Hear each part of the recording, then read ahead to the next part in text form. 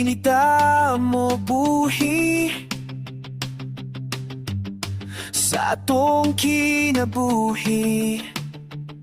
Ang Diyos atong sandigan, ug dili ta mudagan. Pagkamaayo sa Diyos, walay sukod ang iyang gugma kanimo. Daygon ta ang ngalan niya, kay kiluwas na niya. Tanang sala, kahadlok o kabalaka, na natuod sa gugma niya.